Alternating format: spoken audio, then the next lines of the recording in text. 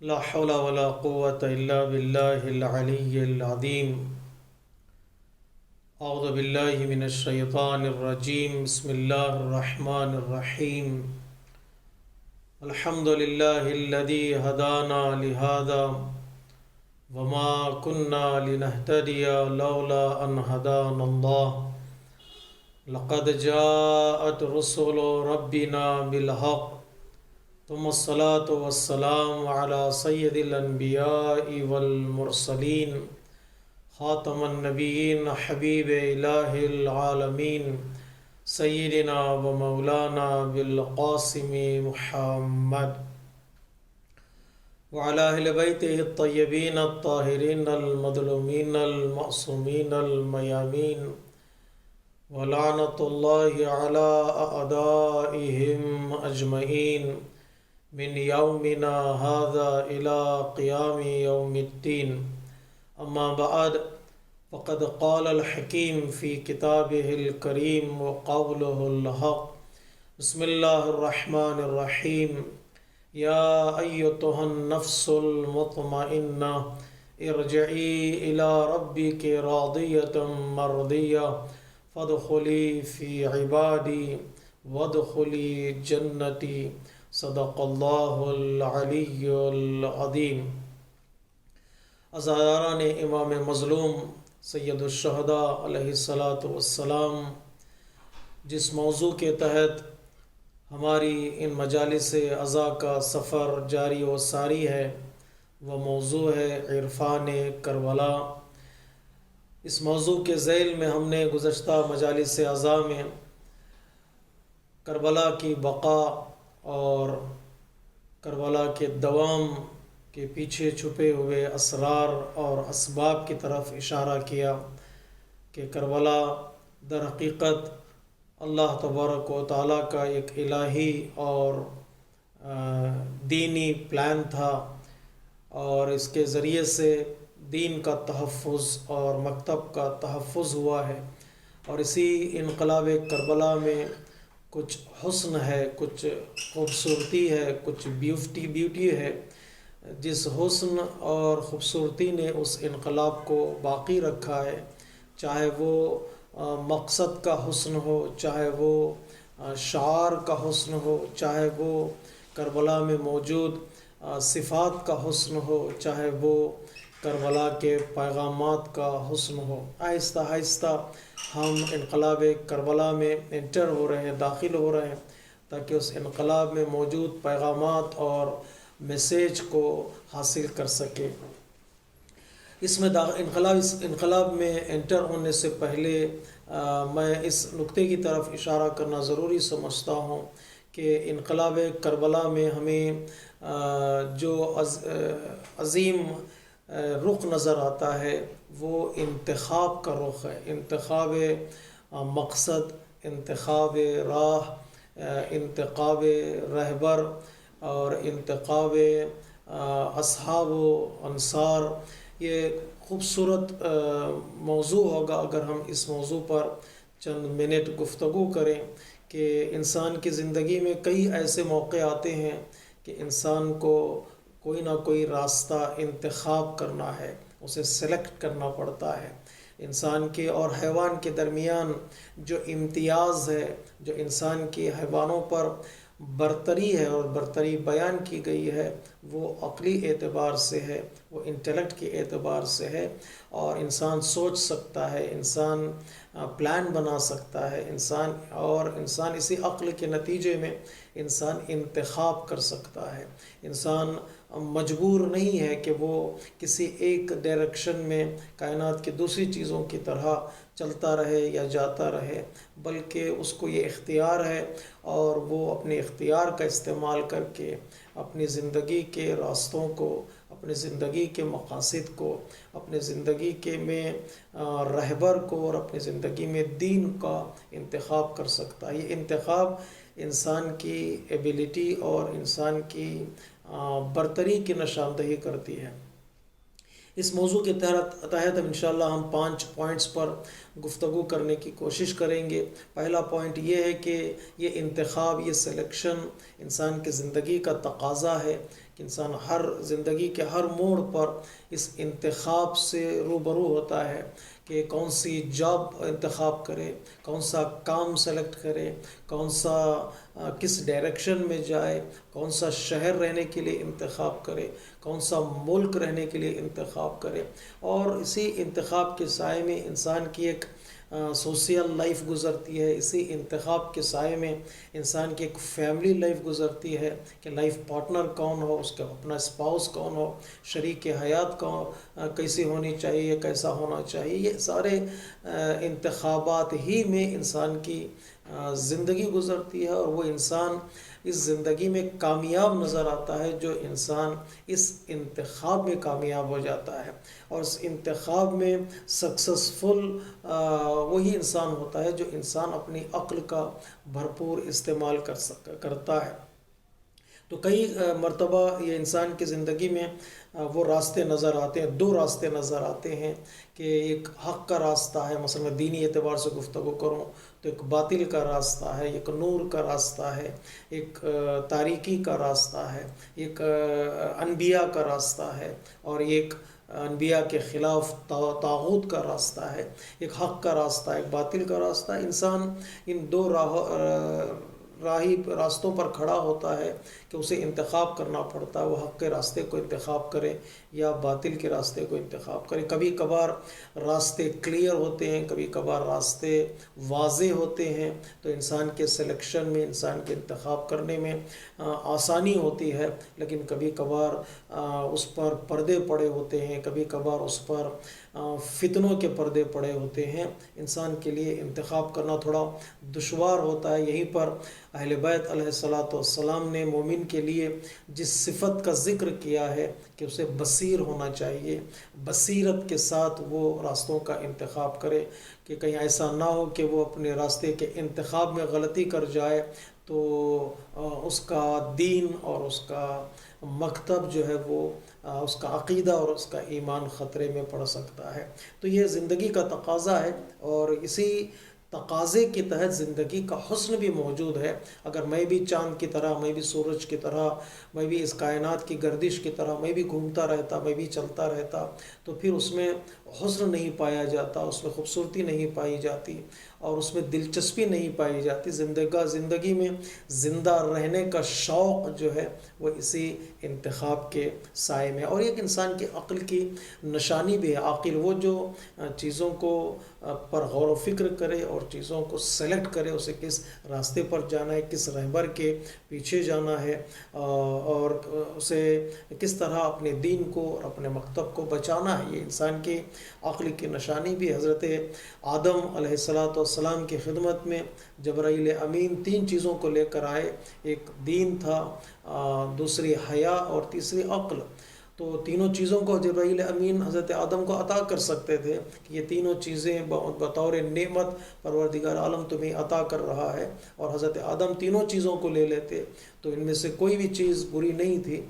حیا بھی اچھی چیز ہے انسان کی زندگی کے لیے، دین بھی انسان کی زندگی کے لیے ضروری ہے، عقل بھی انسان کے لیے ضروری ہے، لیکن جبرائیل امین نے حضرت آدم کو تینوں چیزیں عطا نہیں کی کہ اللہ تبارک و تعالیٰ کی طرف سے تمہاری زندگی کی نعمتیں ہیں، بلکہ جبرائیل امین نے بحکم پروردگار حضرت آدم سے کہا کہ ان تین چیزوں میں سے کسی ایک کو سلیکٹ کریں، ایک کا انتخاب کریں۔ یہیں سے انسان کی عقل کا سفر شروع ہوتا ہے، یہیں سے انسان کے انٹیلیکٹ کا سفر شروع ہوتا ہے کہ حضرت آدم دیکھیں کس چیز کا انتخاب کرتے ہیں۔ ایک طرف حیا ہے، ایک طرف دین ہے، اور ایک طرف عقل ہے۔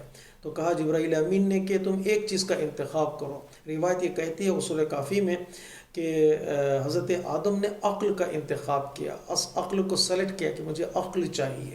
کہ جب عقل کو چن لیا حضرت آدم علیہ السلام نے، جبرائیل امین نے دین اور حیا سے کہا کہ چلو واپس چلتے ہیں۔ حضرت آدم نے عقل کو چن لیا ہے۔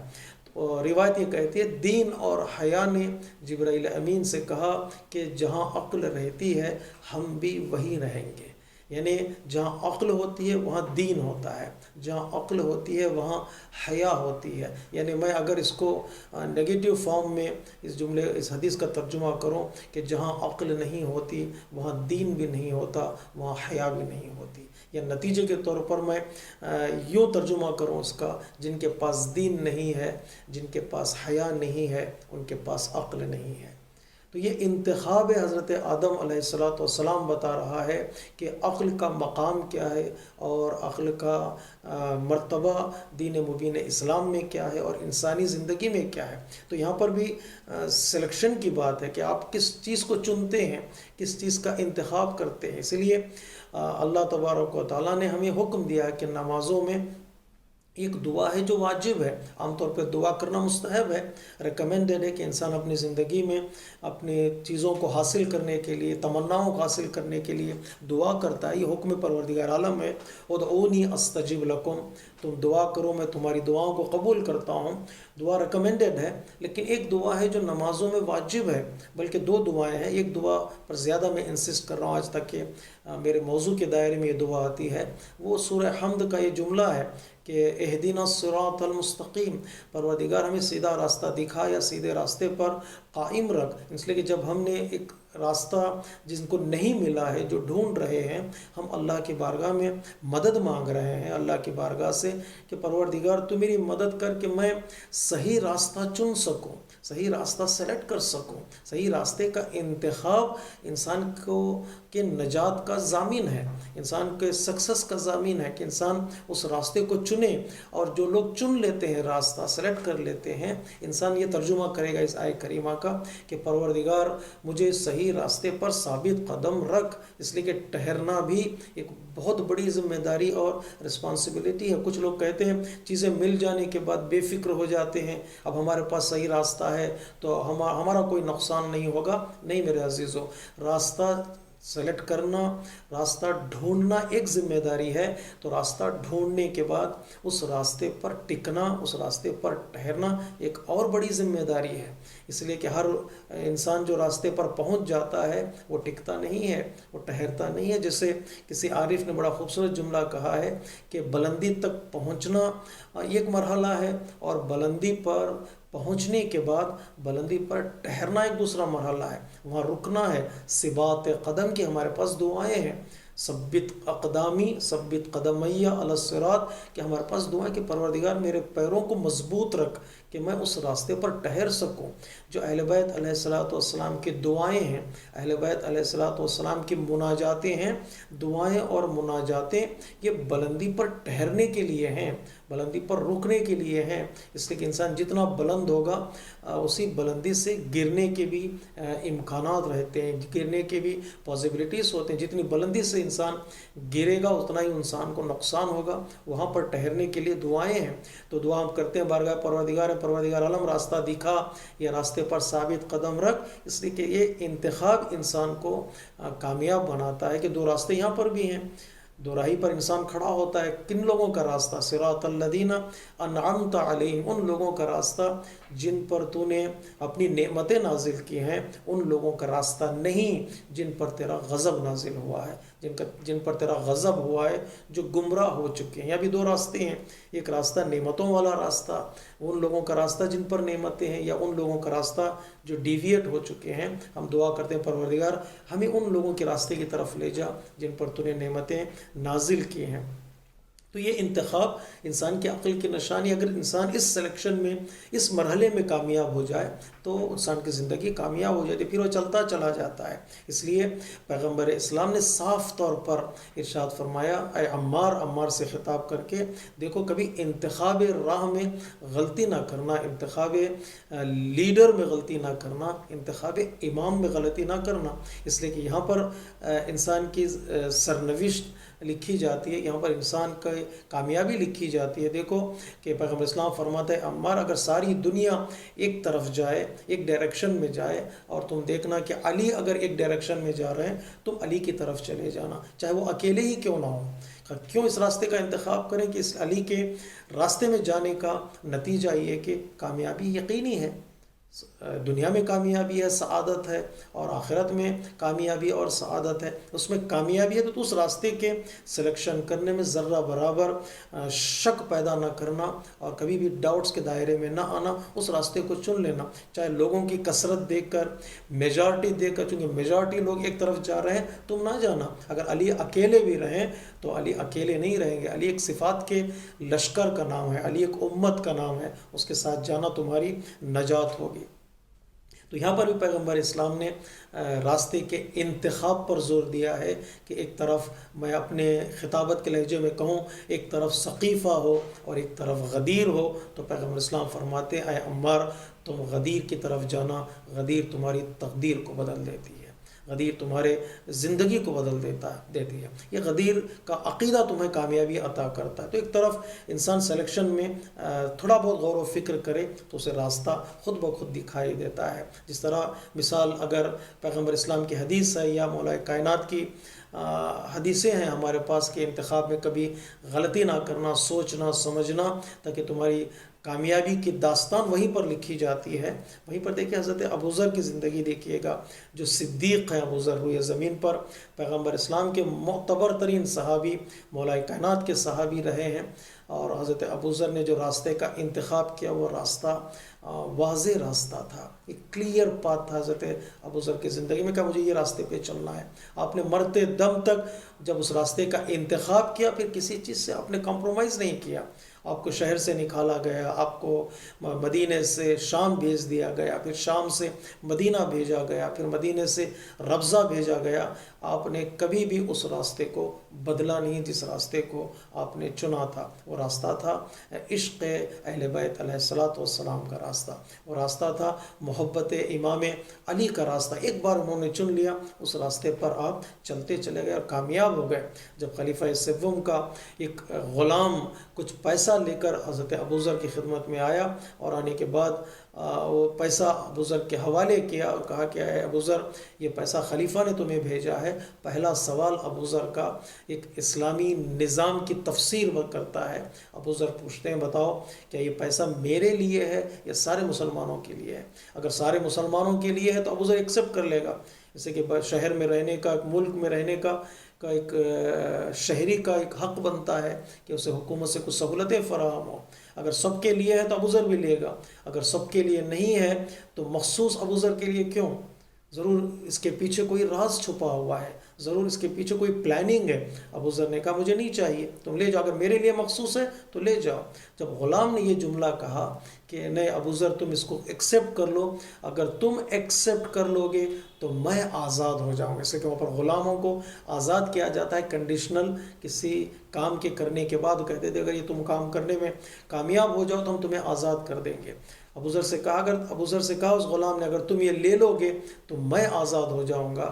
دیکھیے ابوذر نے جس راستے کا انتخاب کیا تو اس پر کوئی کمپرومائز نہیں کیا کہ حضرت ابوذر نے کہا کہ اے غلام تو آزاد ہو جائے گا لیکن ابوذر غلام بن جائے گا، ابوذر بن جائے گا خلیفہ کا غلام، ابوذر بن جائے گا خلافت کا غلام۔ پھر جب غلامی ہوگی تو پھر نہ پھر محبت کی بات ہوگی نہ ولایت کی بات ہوگی، کہ محبت علی نے ابوذر سے نقل کیا گیا ایک جملہ کہ عشق علی نے مجھے اتنا امیر بنا دیا ہے کہ پھر مجھے کسی اور دولت کی ضرورت نہیں ہے، کسی مجھے اور سرمایہ کی ضرورت نہیں ہے۔ یوں حضرت ابوذر نے جس راستے کا انتخاب کیا اس پر سٹکٹ رہے اور اپنی زندگی کو کامیاب بنایا۔ تو میرے عزیزوں، میرے بزرگوں، کبھی کبھار راستہ کلیئر ہوتا ہے کہ انسان اس کا انتخاب کر لیتا ہے، کبھی راستے میں انسان کو انتخاب میں سوچنا پڑتا ہے، غور و فکر کرنا پڑتا ہے۔ ہمارے لیے جو ہم شیعہ گھرانے میں پیدا ہوئے ہیں اور امامت کا عقیدہ ہمارے ماؤں نے ہمیں سکھایا، بتایا، ہمیں ٹرین کیا، ہمارے گھروں میں اماموں کے نام لیے جاتے ہیں، ہمارے گھروں میں فرش ازا بچتی ہے، ہمارے لیے شاید آسان ہو کہ یہ کہیں کہ ہمیں حق کا راستہ مل گیا ہے، لیکن ان لوگوں سے سوال کریں جن لوگوں نے اس راستے میں محنت کی ہے، جو کنورٹ ہوتے ہیں، جو دوسرے دین سے مکتب تشیع کی طرف آتے ہیں، واقعاً ان کے لیے ایک بہت بڑا جہاد ہوتا ہے۔ ہر لمحہ وہ اپنے آپ سے اور اپنے عقیدے سے، اپنے سوچ سے لڑتے ہیں، تب جا کر جو ہے انہیں ایک صحیح راستہ ملتا ہے اور ایک صحیح جہت انہیں اپنی زندگی میں ملتی ہے۔ کربلا کے سلسلے میں بھی لوگ جو ہے راستے کے انتخاب میں ہم 3 طرح کے لوگ ہمیں ملیں گے۔ پہلی قسم کے لوگ وہ ہیں جنہوں نے راستے کے انتخاب کے بارے میں سوچا بھی نہیں، یا تو ڈر گئے یا مادیت اور دنیائی خیال اتنا ان کے ذہنوں پر غالب آ گیا، وہ لوگ اپنے آپ کو نیوٹرل کہنے لگے، کہتے ہیں جب بھی تفاوت کہ ہم نہ یزید کا ساتھ دیں گے نہ ہم حسین کا ساتھ دیں گے، ہم اپنے گھروں میں بیٹھے رہیں گے۔ ڈر کے مارے، جیسے کوفے والے، کیوں کوفے والوں نے امام حسین کا ساتھ نہیں دیا؟ وہ خوف تھا، ایک ڈر تھا کہ ساتھ دیں گے تو مارے جائیں گے، لٹ جائیں گے۔ انہوں نے کچھ لوگوں نہ کربلا میں آئے اور نہ انہوں نے امام حسین کا ساتھ دیا اور نہ یزید کا ساتھ دیا۔ وہ اپنے آپ کو نیوٹرل کہنے لگے، اپنے آپ کو بے تفاوت کہنے لگے کہ ہم کسی کا ساتھ نہیں دیں گے، ہم یوں ہی زندگی گزاریں گے۔ کچھ لوگوں نے اس طرح زندگی گزاری، وہ لوگ نقصان میں رہے، اس لیے کہ ہمارے پاس کوئی نیوٹرل والا عقیدہ نہیں پایا جاتا ہے۔ قرآنی عقیدہ ایسا نہیں کہ انسان کوئی درمیانی راستہ چن لے۔ قرآن کے راستے 2 ہی ہیں، یا حق کا راستہ ہے یا باطل کا راستہ ہے، یا نور کا راستہ ہے یا تاریکی کا راستہ ہے، یا موسیٰ کا راستہ ہے یا فرعون کا راستہ ہے، یا ابراہیم کا راستہ ہے یا نمرود کا راستہ ہے، یا غدیر کا راستہ ہے یا ثقیفہ کا راستہ ہے، یا حسین کا راستہ ہے یا یزید کا راستہ۔ پھر درمیان میں تیسرا راستہ نہیں ہے، نہ قرآن میں ہے، نہ روایتوں میں ہے، نہ تاریخ میں ہے کہ ہم کہیں کہ ہم خاموش رہیں گے، ہم چپ رہ جائیں گے، ہم کسی کا ساتھ نہیں دیں گے۔ نہیں، جیسے کسی خطیب نے کہا تھا کہ یا حسینی بن کر رہو یا جو ہے زینبی بن کر رہو، پھر تیسرا راستہ نہیں ہے۔ تیسرا راستہ کا مطلب یہاں پر کہ انسان کہے کہ میں یزید کا ساتھ دوں گا، تو یزید کے ساتھ دینے میں انسان کی نجات نہیں ہے، کہ انسان کو یا حسینی بننا پڑے گا یا یزیدی بننا پڑے گا، یا حسینی بن جاؤ یا یزیدی بنو۔ پھر تیسرا راستہ درمیان میں انسان کو نظر نہیں آتا ہے، اور انسان کے لیے ہے ہی نہیں تیسرا راستہ۔ انسان کہہ دے کہ میں سیل فون سوئچ آف کر دوں گا، فون ریسیو نہیں کروں گا، کانوں میں روئی ڈال لوں گا، جیسے پیغمبر اسلام کے زمانے میں لوگ کہتے تھے ہم سنیں گے نہیں پیغام، ہم سلوگن نہیں سنیں گے، مجلس نہیں سنیں گے، میسیج کو نہیں دیکھیں گے تو ہم بری الذمہ ہیں۔ ایسا نہیں ہوتا ہے۔ یہ نیوٹرل والا راستہ ہمارے پاس نہیں ہے، یا حق کا راستہ ہے یا باطل کا راستہ ہے۔ کسی نہ کسی راستے کا انتخاب انسان کے لیے ضروری ہوتا ہے۔ کتنے لوگ تھے جو کربلا نہیں آئے، وہ اپنے آپ کو سمجھتے تھے ہم سیف ہیں، لیکن اگر امام کا ساتھ نہیں دیں گے تو سیف نہیں ہوں گے، سیف نہیں ہوں گے، وہ سیکیور نہیں ہوں گے۔ دنیا میں ممکن ہے چند سال ان کو اور زندگی مل جائے، لیکن وہ خسرت دنیا والآخرہ ہے، نقصان میں رہیں گے، اور آخرت میں تو عذاب علیم ہے اگر امامت کا ساتھ نہ دے، امام کا ساتھ نہ دے۔ کربلا میں جو آئے انہوں نے جانوں کو قربان کیا، اور کربلا میں جو نہیں آئے جنہوں نے اپنی جانوں کو بچا لیا، ان میں اور ان میں کتنا فرق ہے۔ جن لوگوں نے اپنی جان کو بچا لیا وہ 10 سال اور زندہ رہے، جن لوگوں نے امام حسین کا ساتھ دیا وہ 61 ہجری میں اس دنیا سے چلے گئے۔ لیکن آج بتائیے آج کون زندہ ہے، کون مرا ہوا ہے؟ جن لوگوں نے ساتھ نہیں دیا ان کا تذکرہ کہیں نہیں ہوتا، جن لوگوں نے ساتھ دیا ہے ان کا ذکر عزت کے ساتھ اور احترام کے ساتھ لیا جاتا ہے۔ تو جیسے مثالیں دی گئی تاریخ میں، جن لوگوں نے امام کا ساتھ نہیں دیا کہ میں نہ یزید کا ساتھ دیا کہ ہم نیوٹرل ہیں، جیسے عبداللہ بن جوحفی کا نام تاریخ میں ہے کہ وہ امام کے ساتھ چلا، وہ کربلا تک آیا، اس نے دیکھا حالات جو ہے وہ ناسازگار ہیں، امام حسین علیہ السلام اس کو انوائٹ کیا ہمارے کربلا والوں کا ساتھ دینے کے لیے۔ پتہ اس نے کیا کہا؟ کہ مولا میں تو ساتھ نہیں دے سکتا، میری بیوی ہیں، میرے بچے ہیں، میرا کام ہے، اور لیکن میرے پاس ایک گھوڑا ہے، میرے پاس ایک تلوار ہے جو تیز دھار تلوار ہے اور تیز دوڑنے والا گھوڑا ہے، مولا میں یہ دونوں چیزیں آپ کے حوالے کر دیتا ہوں۔ تو امام نے فرمایا، بعض روایت یہ کہتی ہے کہ امام نے اس سے اپنے چہرے کو موڑ لیا، موڑنے کے بعد امام نے کہا تو یہ کہہ رہا ہے کہ حسین گھوڑا لے لے، حسین تلوار لے، حسین لشکر جمع نہیں کر رہا ہے، حسین اسلحہ جمع نہیں کر رہا ہے کسی سے لڑنے کے لیے۔ حسین کو افراد چاہیے جو باتقوا ہو، افراد چاہیے جو صفات والے ہوں، ایسے لوگ چاہیے جو سنسیئر اور محبت والے ہوں۔ تو امام حسین نے کہا مجھے نہ تیرے تلوار کی ضرورت ہے اور نہ تیرے گھوڑے کی ضرورت ہے، حسین کو تو چاہیے بعنوان انسان حسین کے ساتھ چلے. یہ نہیں کہ تو یزید کا ساتھ بھی نہ دے، حسین کا ساتھ نہ دے، میں چلا جاؤں گا بچ جاؤں گا. وہ بچے گا نہیں، صرف چند دنوں کی حیات ملے گی لیکن اس کی زندگی ختم ہو جائے گی. یہ کون لوگ ہوتے ہیں؟ بھی تفاوت لوگ. یہ کون لوگ ہوتے ہیں جو اپنے آپ کو نیوٹرل سمجھتے ہیں اور اپنے ساتھ دینے کے لیے تیار نہیں ہوتے؟ قرآن کہتا ہے یہ وہ لوگ ہیں جن کے دلوں میں دنیا آ جاتی ہے، جن کے دلوں میں دین سے زیادہ دنیا کا خیال ہوتا ہے، جن کے دلوں میں خدمت سے زیادہ نفسانی خواہشات کا خیال ہوتا ہے. یہ لوگ بہانے بناتے ہیں، یہ لوگ ایکسکیوزز لے کر آتے ہیں. ہم آ نہیں سکتے، ہم چل نہیں سکتے، ہم لبیک نہیں کہہ سکتے. قرآن مجید نے ایک آیہ کریمہ میں اس بات کی طرف اشارہ کیا کہ یا ایھا الذین آمنوا ما لکم اذا قیل لکم انفروا فی سبیل اللہ اثاقلتم الی الارض. جب یہ صاحبان ایمان تمہیں کیا ہو گیا ہے جب پیغمبر اسلام کسی مقصد کے تحت کسی منزل کی طرف تمہیں بلاتے ہیں تو تم جاتے کیوں نہیں ہو؟ کیوں سستی کرتے ہو؟ کیوں بہانے بناتے ہو؟ نہج البلاغہ میں مولا کائنات نے کہا ہے جب میں تمہیں بلاتا ہوں تو تم بہانے بناتے ہو. دین بہانوں کا نام نہیں ہے، دین جو ہے ایکسکیوزز کا نام نہیں. کہ مولا کائنات کہتے ہیں جب میں گرمیوں میں بلاتا ہوں تو گرمی کا بہانہ کرتے ہو، سردیوں میں بلاتا ہوں تو سردیوں کا بہانہ کرتے ہو. آخر تم چاہتے کیا ہو؟ کہ اگر بہانہ انسان بنانا شروع کر دے تو پھر انسان نہ اپنے مقصد میں کامیاب نہیں ہوگا اور نہ وہ دین کے دائرے میں کامیاب ہو سکتا ہے. کچھ لوگ اس طرح ہوتے ہیں کہ وہ انتخاب راہ میں سوچتے ہی رہ جاتے ہیں، وہ کوئی ڈیسیشن لے نہیں پاتے، یا ڈیسیشن بھی لیں تو دنیا کے دائرے میں رہ کر سوچتے ہیں. ایسے لوگ کبھی کامیاب نہیں ہو سکتے. تو یہ قسم یہ لوگوں کی وہ ہے جو اس طرح اپنے آپ کو انہوں نے پیش کیا. دوسری قسم وہ ہے جو ان سے زیادہ خطرناک قسم کے لوگ ہیں، وہ لوگ ہیں جنہوں نے باطل کے ساتھ دینے کا فیصلہ کیا. مثلا انقلاب کربلا میں ایک طرف امام حسین ہے تو دوسری طرف یزید، تو کچھ لوگوں نے یزید کے ساتھ دینے کا فیصلہ کیا. میرے عزیزو، ظالم اس وقت بنتا ہے جب لوگ اس کا سپورٹ کرتے ہیں. طرفدار نہ ہو تو ظالم نہیں بنے گا. مولا امام حسین علیہ السلام نے مدینہ منورہ میں کہا تھا کہ میں نے میرے نانا سے سنا ہے کہ خلافت آل ابی سفیان پر حرام ہے. فَإِذَا رَأَيْتُمُوهُ أَحَدًا عَلَى مِنبَرِي فَوْقَرُوا بَطْنًا. اگر کسی آل ابی سفیان کی کسی فرد کو میرے ممبر پر دیکھو تو اس کا پیٹ پھاڑ دو، اسے کھینچ لو ممبر سے. لیکن وہ بیٹھا ہوا تھا ایک، تم نے کھینچا نہیں، اس کے خلاف تم نے قیام نہیں کیا. سلطہم اللہ یزید ابن معاویہ، پروردگار عالم نے ان پر یزید کو مسلط کر دیا. یزید کیسے حاکم بن جاتا ہے، یزید کیسے خلیفہ بن جاتا ہے، کیسے رولر بن جاتا ہے، وہ کیسے رول کرنے میں کامیاب ہو جاتا ہے.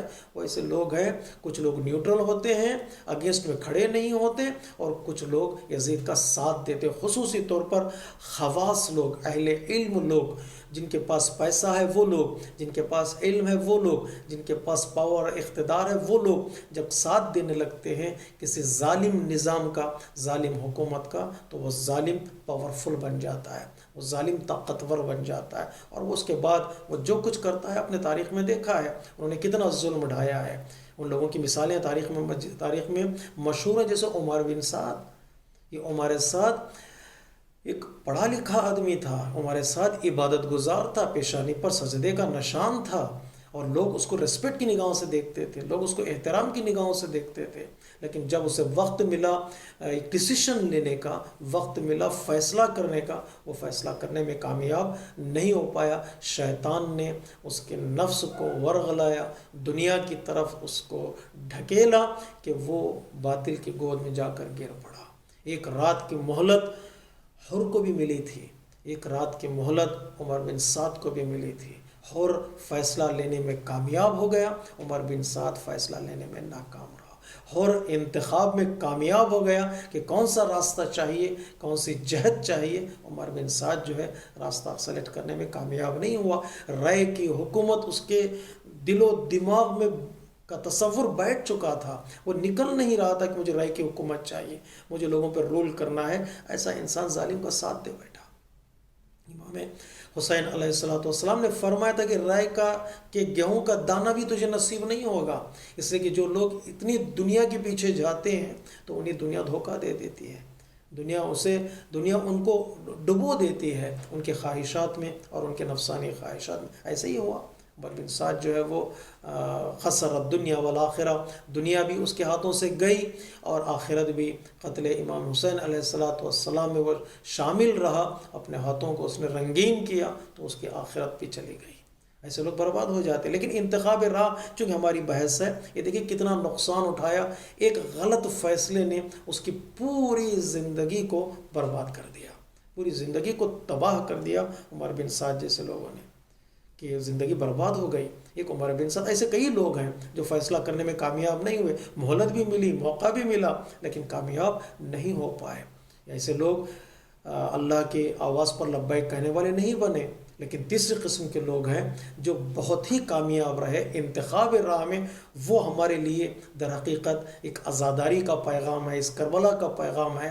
وہ راستہ جو زہیر بن خین نے اپنایا، وہ راستہ جو حر بن یزید رہائی نے اپنایا، وہ راستہ جو حبیب ابن مظاہر نے اپنایا، وہ راستہ حق کا راستہ. یہ لوگ وہ لوگ ہیں جو لوگ انتخاب راہ اور انتخاب رہبر اور انتخاب مقصد اور انتخاب جہت و ڈائریکشن میں وہ لوگ مکمل طور پر کامیاب ہوئے. انہوں نے کامیابی حاصل کی، ان کی دنیا بھی آباد ہو گئی، ان کی آخرت بھی آباد ہو گئی. زہیر بن خین کوئی پرانے صحابی نہیں تھے.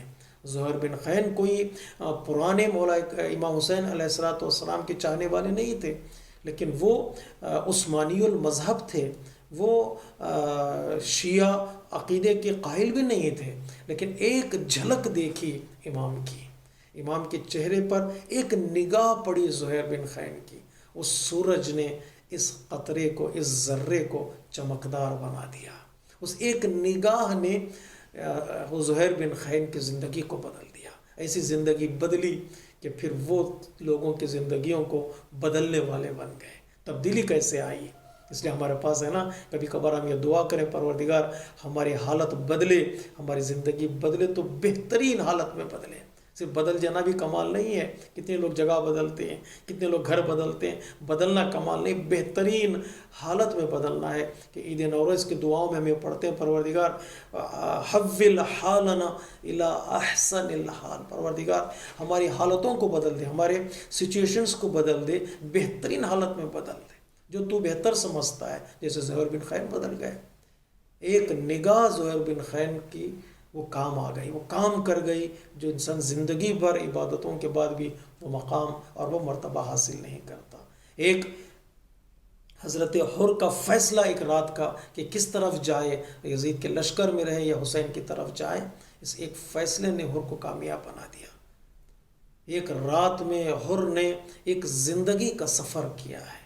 بعض علماء کرام کہتے ہیں نا، اگر جاننا چاہتے ہو کہ حر نے کتنا بڑا کام کیا ہے، دیکھو کہ شب قدر میں ایک رات کی فضیلت 80 سال سے زیادہ ہے، 80 سال کے برابر ہے. تو اس کی تفسیر جاننا چاہتے ہو تو حضرت حر کی زندگی کا مطالعہ کرو کہ ایک رات میں کتنا لمبا سفر حر نے کیا اور وہ فیصلے میں کامیاب ہو گئے، آ گئے اور علیہ السلام بن گئے. رنگ ماحول کا کردار پہ چھانے نہ دیا، نور نے کھینچ لیا، نار میں جانے نہ دیا. اور وہ ٹوٹا ہوا شیشہ تھا جسے سرور نے ایسے جوڑا کہ کوئی بال بھی آنے نہ دیا. اتنی کامیاب زندگی حضرت حر کی بن گئی، کامیاب زندگی زہیر بن خین کی بن گئی، کامیاب زندگی حبیب ابن مظاہر کی بن گئی کہ یہ لوگ اس انتخاب راہ میں اتنے کامیاب ہو گئے کہ قرآن کہتا ہے یہی لوگ در حقیقت زندہ ہیں، یہی لوگ در حقیقت حیات والے ہیں. اور یا ایھا الذین آمنوا استجیبوا للہ وللرسول اذا دعاکم لما یحییکم. اے صاحبان ایمان، جب اللہ اور اس کا رسول تمہیں آواز دے، تمہیں بلائے دین کی طرف، تمہیں بلائے نجات کی طرف، تو ان کی آواز پر لبیک کہو. تو کیا ملے گا؟ لبیک کہنے سے کیا ملے گا؟ لما یحییکم. ایک لبیک کہنے سے تمہیں زندگی ملے گی، ایک لبیک کہنے سے تمہیں حیات ملے گی. ایسی حیات جو اس دنیا کی حیات سے کمپیئر نہیں کی جا سکتی، آپ کمپیریزن میں نہیں لا سکتے. اس حیات میں بڑی خوبصورتی ہے، بڑی کامیابیاں ہیں، بڑا حسن ہے اس حیات میں. تم کمپیئر نہیں کر سکتے. قرآن کہتا ہے یہ وہ حیات ہے جس کو قرآن حیات طیبہ کا نام دیتا ہے. یہ پاک و پاکیزہ حیات. ذکر باقی رہے گا، تذکرہ باقی رہے گا، نام باقی رہے گا، فیم باقی رہے گا، اور شہرت بھی ملے گی، مقام بھی ملے گا، مرتبہ بھی ملے گا. کوئی اس کا اندازہ نہیں کر سکتا ہے، کوئی ان چیزوں کو حساب میں نہیں لا سکتا ہے جو لوگ حق کے راستے میں چلتے ہیں. میرا موضوع یہ تھا کہ انتخاب راہ جو ہے بہت ہی ضروری ہے. کہ حضرت زہیر بن خین ایسے لوگ ہیں جنہوں نے سلیکٹ کیا امام حسین کے راستے کو، اس راستے پر چلتے چلے گئے تو کامیاب ہو گئے. انسان کی زندگی میں کئی موقع آتے ہیں کہ انسان کسی نہ کسی راستے کا انتخاب کرے. کامیاب وہی ہوتا ہے جو صحیح وقت میں صحیح راستے کا انتخاب کر لے، ورنہ دین بھی ہاتھ سے نکل جائے گا اور مقصد بھی ہاتھ سے نکل جائے گا.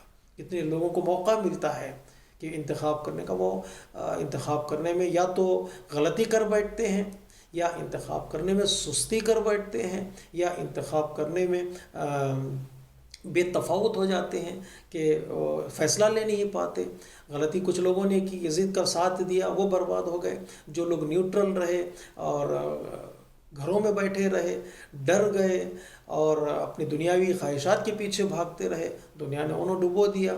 اور کچھ لوگ سستی کی، کچھ لوگوں نے واقعاً سستی کی، سوچتے رہ گئے. ہو سکتا ہے بعد میں وہ آئے ہوں گے انتخاب راہ میں، بعد میں دیر سے جاگے، لیکن وہ بہت دیر ہو چکی تھی. امام نے مصر والوں کو خط لکھا تھا، امام نے کوفے والوں کو خط لکھا تھا. کتنے لوگوں کو امام نے خط لکھ کر بلایا تھا کہ اب وقت ہے انتخاب امام کا، اب وقت ہے انتخاب راہ کا، اب وقت ہے انتخاب مقصد کا. جلدی کرو، قیام کرو، اٹھو، چلو، اس لیے کہ دین خطرے میں ہے. کچھ لوگ سوچتے رہ گئے، میٹنگز کرتے رہ گئے، پلان بناتے رہ گئے، جائیں تو یا نہ جائیں. جو لوگ اس راستے میں رہے انہوں نے بہت دیر کر دی، بہت دیر کر دی. انقلاب کربلا کے بعد کچھ لوگ پہنچے کربلا، لیکن دیر ہو چکی تھی. دیکھا کہ امام حسین علیہ السلام شہید ہو چکے تھے، امام حسین کے اصحاب شہید ہو چکے تھے. انہوں نے توبہ کی، جیسے قیام توابین ہے، انہوں نے توبہ کی. قبر امام حسین علیہ السلام پر بیٹھ کر انہوں نے گریہ کیا، انہوں نے ماتم کیا کہ ہم سے غلطی ہوئی، کہ ہم نے آنے میں دیری کی ہے، فیصلہ لینے میں دیری کی ہے. میرے عزیزوں، میرے بزرگوں، یہ اہل بیت کا راستہ، یہ کربلا کا راستہ ہمارے سامنے ہے. ہم سوچتے رہ جائیں گے کہ چلیں یا نہ چلیں تو قافلے سے پیچھے رہ جائیں گے، بہت پیچھے رہ جائیں گے. ہم خود چلیں، اپنے گھر والوں کو ساتھ لے کر چلیں، اپنی قوم کو ساتھ لے کر چلیں. کبھی کبھار اس راستے پر چلتے چلے جانا ہے. جب یہ قدم اس راستے میں بڑھائیں گے تو راستے کے جو مالک ہیں، راستے کے جو اونر ہیں، ہمیں اور 10 قدم اس راستے میں ہمارے لیے آگے بڑھائیں گے. ان کا کام ہے ہمارا ہاتھ تھام کر ہمیں منزل مقصود تک لے جانا ہے. یہ کربلا والے ہمارے لیے نمونہ ہے، یہ کربلا والے ہمارے لیے اسوہ ہے. انہوں نے بتایا جتنی بھی پریشانیاں آ جائیں، جتنی بھی مصیبتیں آ جائیں، حق کے راہ میں چلنے میں جتنے بھی کانٹے اب تمہیں نظر آئیں، چلتے چلے جاؤ. اس کے بعد تمہاری زندگی بڑی خوبصورت ہوگی. جھوٹ کی آرامش باطل کے اطمینان سے کئی گناہ بہتر ہے. سچ کی سختیاں اور حق کے راہ میں چلنے میں مشکلات اور پریشانیاں، یہ میٹھی لگتی ہے، اور یہ واقعاً یہ پریشانیاں انسان کے لیے موقتی ہیں، وہ ختم ہوں گی اور انسان کی زندگی میں نجات ہی نجات ہے. بس شرط یہ ہے کہ انسان تھوڑی حق کے راہ میں چلتا چلا جائے. مشکلات ہیں، حق آسان نہیں، حق بات کہنا آسان بھی نہیں ہے، حق کے راستے میں چلنا بھی آسان نہیں. انشاءاللہ ہم اشارہ کریں گے. اس کے لیے انسان کو بصیرت چاہیے، اس کے لیے انسان کو وہ انلائٹننگ چاہیے، دل کے اندر وہ نور چاہیے جس نور کے سائے میں انسان زندگی گزار سکے. ہم اپنی ماں کی خدمت میں، اپنے پیرنٹس کی خدمت میں شکریہ ادا کرتے ہیں کہ انہوں نے ایک راستہ ہمیں دکھایا ہے. یہ حق کا راستہ یہ ہے، یہ امامت کا راستہ ہے، یہ کربلا کا راستہ. جو نیکسٹ ہماری ذمہ داری ہے اس راستے پر ٹکے رہنا اور اس راستے پر چلتے چلے جانا، تاکہ ہماری ملاقات جن لوگوں نے ہمیں یہ راستہ دکھایا ہے، جن لوگوں نے اس راستے میں قربانیاں دی ہیں، ان سے ہماری ملاقات ہوگی. ہم نے پہلی محرم سے راستہ چلنا شروع کیا، اب یہاں پر پہنچے. آج کی شب ہماری ملاقات ان سے ہونے جا رہی ہے جن لوگوں نے اس راستے میں قربانیاں پیش کی، اس راستے کی تحفظ کے لیے، اس راستے کو بچانے کے لیے. وہ 2 چھوٹے چھوٹے بچے ہیں جن کا شعور اتنا بلند ہے کہ وہ کربلا کے مقدمے میں ان بچوں کا نام لکھا گیا ہے کتاب شہادت میں ان بچوں کا نام لکھا گیا ہے کہ کتنی خوبصورت زندگی ان بچوں نے گزاری، کتنی صبر والی زندگی ان بچوں نے گزاری۔ اگر اس روایت کو ہم قبول کریں کہ یہ بچے 1 سال زندان میں رہے واقعہ کربلا کے بعد، تو ہر لمحہ ان بچوں کے لیے مشکل کا لمحہ تھا، ہر دن ان بچوں کے لیے مصیبت کا دن تھا۔ وہ فرزندان حضرت مسلم علیہ السلام ہیں۔ ایک کا نام محمد تھا، ایک کا نام ابراہیم۔ 1 سال زندان میں رہے، بھوکے اور پیاسے۔ حتیٰ روایت یہ کہتی ہے ان کو شام میں کھانا نصیب ہوتا تھا تو دونوں بچوں نے آپس میں بیٹھ کر یہ مشورہ کیا کہ چلو چونکہ شام میں کھانا آ رہا ہے اور ایک ہی مرتبہ ہمیں کھانا مل رہا ہے تو کیوں نہ ہو کہ ہم روزہ رکھ لیں۔ یہ سن روزہ رکھنے کا نہیں تھا، لیکن یہ شعور مذہب دیکھیے ان بچوں کے اندر، شعور دین کتنا بلند تھا کہ ان بچوں نے کہا ہم روزہ رکھ لیتے ہیں۔ کتنی مصیبتوں کو انہوں نے اٹھایا، کتنی پریشانیوں کو برداشت کیا۔ یہ نہ تنہا مصیبتوں میں رہے، پریشانیوں میں رہے، بلکہ ان کی زندگی تبلیغ کے دائرے میں گزری، تبلیغ عشق آل محمد، تبلیغ انقلاب کربلا۔ کہ 1 سال تک زندان میں رہے تو بچوں نے کہا کہ چلو زندان بان سے بات کرتے ہیں، ہم اپنا تعارف کرواتے ہیں، اپنا انٹروڈکشن کراتے ہیں زندان بان سے، کہ دیکھیں بات کہاں تک پہنچتی ہے۔ کس انداز سے انہوں نے اپنا انٹروڈکشن کرایا۔ کہا کہ چچا کیا آپ جانتے ہیں رسول اسلام کون ہے؟ آپ جانتے ہیں علی بن ابی طالب کون ہے؟ آپ جانتے ہیں امام حسین علیہ السلام کون ہے؟ آپ جانتے ہیں حضرت مسلم کون ہے؟ جب اس نے اقرار کیا ان ساری شخصیتوں کا کہ ہاں میں سب کو جانتا ہوں، تو ان چھوٹے بچوں نے کہا ہم مسلم کے بچے ہیں، ہم اسی خاندان کے چشم و چراغ ہیں۔ کہ بابا کی شہادت کے بعد انہیں قید کر لیا گیا، انہیں زندان میں رکھا گیا۔ یہ مبلغ عشق آل محمد ٹھہرے یہ بچے، لیکن القضاء ان بچوں کو اس دنیا سے جانا تھا۔ اس خاتون کے گھر میں رات گزاری ان بچوں نے۔ بڑے بھائی نے خواب میں دیکھا کہ پیغمبر اسلام تشریف فرمائے، مولا کائنات تشریف فرمائے، حضرت مسلم تشریف فرمائے۔ حضرت مسلم کے بال پریشان ہیں، چہروں پر گرد و غبار ہے۔ ایک مرتبہ پیغمبر اسلام نے حضرت مسلم سے کہا مسلم تمہارے بچے کہاں ہیں؟ تمہارے بچوں کو تم نے کہاں چھوڑ دیا؟ حضرت مسلم نے کہا یا رسول اللہ وہ آتے ہی ہوں گے، وہ بہت جلد ہم سے آ کر ملیں گے۔ بڑے بھائی نے خواب دیکھا، چھوٹے بھائی کو جگایا اور کہا بھیا میں نے خواب دیکھا ہے کہ بابا ہمارا انتظار کر رہے ہیں، پیغمبر اسلام ہمارا انتظار کر رہے ہیں۔ چھوٹے بھائی نے کہا بھیا میں نے بھی یہی خواب دیکھا ہے۔ دونوں بچوں نے باہوں میں باہیں ڈال دی، اتنا گریا شروع کیا اپنے باپ کی شہادت کو یاد کر کے۔ کوئی بچے تعبیر خواب بھی جانتے تھے کہ ان کے آواز سے ظالم جاگ جاتا ہے اور حارث ان بچوں کو کھینچ کر لے جاتا ہے فرات کے کنارے۔ شہادت کا موقع ان بچوں کا آ جاتا ہے۔ بچوں نے کہا کہ ہمیں بیچ دے بازار میں لے جا کر، ہماری ماں ہمارا انتظار کر رہی ہے۔ کتنی مظلومیت تھی ان بچوں کی، کتنی غربت تھی ان بچوں کی، اس لیے کہ یہ بچے کربلا سے چلے تھے۔ یہ بچے جو مصیبتیں کربلا میں ہوئی تھی، یہ بچوں نے ان ساری مصیبتوں کو برداشت کیا۔ کربلا میں بھوک تھی تو یہ بچے بھوکے تھے، کربلا میں پیاس تھی تو یہ بچے پیاسے تھے، کربلا میں غربت تھی تو یہ بچے غریب تھے، کربلا میں تنہائی تھی تو یہ بچے تنہائی میں۔ کربلا کے بچوں کو کوئی پوچھنے والا نہ تھا کہ کوفے کے نہر کے کنارے ان بچوں کو کوئی پوچھنے والا نہ تھا۔ یہ یتیمان مسلم ہیں جو درد بھری کہانی کربلا کی لکھ رہے ہیں۔ ایک مرتبہ جب قتل کا موقع آیا، حارث نے تیاری دکھائی کہ وہ قتل کرنے والا ہے، تو بڑے بھائی کو قتل کرنا چاہتا تھا تو چھوٹا بھائی آگے بڑھ کر اپنا گلا رکھ دیتا تھا کہ جب تک مجھے قتل نہیں کرو گے میرے بھائی کو قتل نہ کرنا۔ ایک مرتبہ کسی خطیب نے یہ جملہ درد بھرا مصائب کا پڑھا ہے کہ بڑے بھائی نے کہا حارث سب سے پہلے مجھے قتل کر دینا، اس کے بعد میرے بھائی کو قتل کرنا، اس لیے کہ جب ہم مدینے سے چلے تھے تو میری ماں نے میرے بھائی کا ہاتھ میرے ہاتھ میں رکھ دیا تھا اور کہا تھا بیٹا تم بڑے ہو، اس بچے کی حفاظت کرنا، اس بچے کی حفاظت کی ذمہ داری، میرے بھائی کی حفاظت کی ذمہ داری میری ہے۔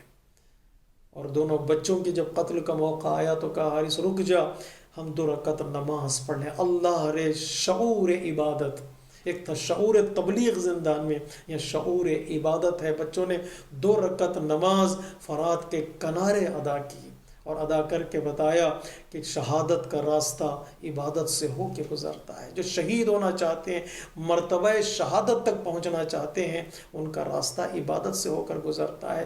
جب تک دل پاک نہ ہو شہادت نصیب نہیں ہوتی، جب تک نیت مضبوط نہ ہو شہادت نصیب نہیں ہوتی، جب تک اللہ سے کنیکشن مضبوط نہ ہو شہادت نصیب نہیں ہوتی۔ ظالم نے تلوار نکالی، بڑے بھائی کو قتل کیا، چھوٹے بھائی کو قتل کیا، بڑے بھائی کا لاشا پانی میں پھینک دیا، اور لاشا انتظار کرتا رہا کہ چھوٹا بھائی کا بدن بھی آ جائے۔ جب چھوٹے بھائی کا بدن بھی پانی میں پھینکا گیا تو دونوں بھائیوں نے پھر باہوں میں باہیں ڈال دی اور فرات میں وہ بہتے ہوئے چلے گئے، اور ظالم نے سروں کو لے کر اور ابن زیاد کے دربار کی طرف چلا۔ میں کہوں گا اے فرزندان مسلم، ارے تم کو شہید کر دیا گیا غربت میں، تنہائی میں، بھوک اور پیاس میں، اور تمہاری مصیبت تمہارے بابا کی مصیبت سے ملتی جلتی ہے۔ تم بھی پیاسے رہے، باپ بھی پیاسا اس دنیا سے گیا، تم بھی شہید ہو گئے، باپ بھی شہید ہو گیا، تم بھی غربت میں تم نے اپنی جانوں کو قربان کیا، تمہارے باپ نے بھی غربت میں اپنی جانوں کو قربان کیا۔ تمہارے باپ کے بدن پر بھی کوئی رونے والا نہیں ہے، تمہارے بدن پر بھی کوئی رونے والا نہیں ہے۔ تمہارے باپ کے بہنیں اور گھر والے دور تھے، تم سے بھی تمہاری ماں، تمہارے گھر والے دور ہیں۔ مجھے نہیں معلوم کس کی مصیبت کتنی بڑی ہے، بس میر انیس کہتے ہیں اے فرزندان مسلم، کم سے کم تمہیں پانی کا کفن تو ملا۔ ظالم نے تمہارے بدن کو پانی میں پھینک دیا، لیکن اللہ رے غربت مسلم جب دارالامارہ سے گرایا گیا تو مسلم کا بدن رسی باندھ کر کھینچا گیا، کبھی کوفے کے اس گلی میں، کبھی کوفے کے اس گلی میں۔ ارے کوئی ماتم کرنے والا نہیں، کوئی بچانے والا نہیں، کوئی سہارا دینے والا نہیں۔ عجب نہیں غیب سے فاطمہ کی آواز آئی ہو، ارے ظالموں مسلم کو چھوڑ دو، مسلم غریب ہے، مسلم مظلوم ہے۔ الا لعنت اللہ علی القوم الظالمین، سیعلم الذین ظلموا ای منقلب ینقلبون۔ السلام علیک یا ابا عبد اللہ وعلی الارواح التي حلت بفنائک، علیک منی سلام اللہ ابدا ما بقیت وبقی اللیل والنہار، ولا جعلہ اللہ آخر العہد منی لزیارتکم۔ السلام علی الحسین وعلی علی بن الحسین وعلی اولاد الحسین وعلی اصحاب الحسین۔ ماتم حسین۔